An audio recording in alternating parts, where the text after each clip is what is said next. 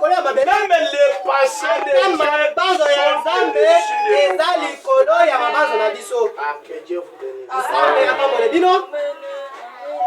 Que Dieu vous bénisse. C'est vrai.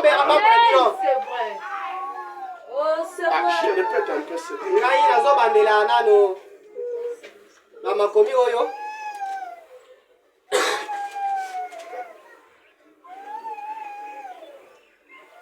car mes pensées ne sont pas vos pensées. Il y a quelle pensée quand il y a cela? Quelle est ton pensée d'abord? Vous pensez de quoi? Vous imaginez quoi? Qu'est-ce que toi tu vois? Hein? Tu vois comme si ce sont des films qui passent. Écoute, la Bible dit, le ciel et la terre peuvent passer. Mais cette parole ne passera jamais. Jamais ne passera. Ah, que Dieu vous bénisse.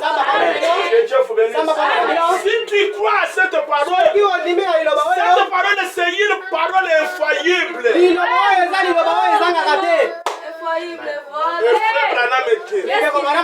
Sur cette terre, dans chaque endroit, dans chaque église, Dieu ne manque jamais de témoins. Si toi tu ne crois pas, je te dis ce matin, il y a quelqu'un qui croit que le message est réel. Il y a quelqu'un qui croit que cette parole, comme Dieu m'a dit que je serai béni, je serai béni.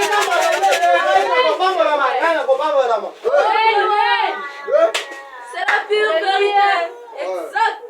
Tout dépend de la foi de la personne. Mais quand toi, ta foi est en train de balloter, il y a quelqu'un d'autre qui tient ferme les signes. Parce que les signes, le Seigneur ne que Dieu vous bénisse. Que Dieu vous bénisse. Les signes, le Seigneur ne. Je suis venu, où est l'argent? Dieu sait le pourvoir. Que Dieu vous bénisse. C'est pourquoi un jour, Élie avait son serviteur qu'on appelait Élisée. Un jour, Élie est devenu grand. Il avait terminé sa mission sur la terre. Et il devait être enlevé par Dieu. Mais il avait son serviteur Élisée qui était persévérant envers lui, qui avait la foi envers Élisée. Un jour, il était dans le chemin, Élie était dans le chemin pour l'enlèvement. Et quand il partait, Élisée était derrière. Et quand Élisée était derrière lui, lorsqu'on arrive quelque part, on pose la question à Élisée. Élisée, tu pars où? Est-ce que tu ne sais pas que ton maître ici sera enlevé?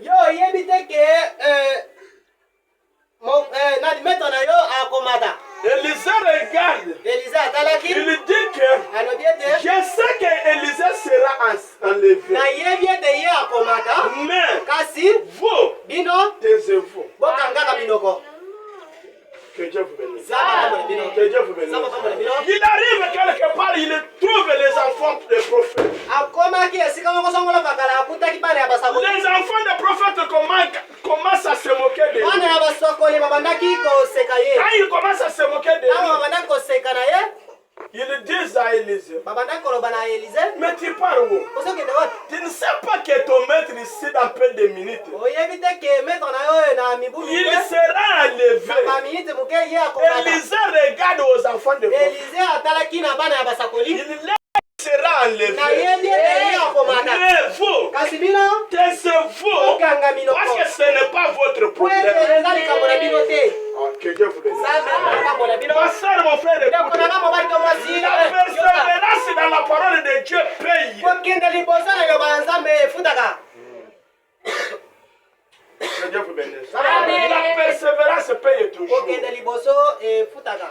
Tu fatigues déjà.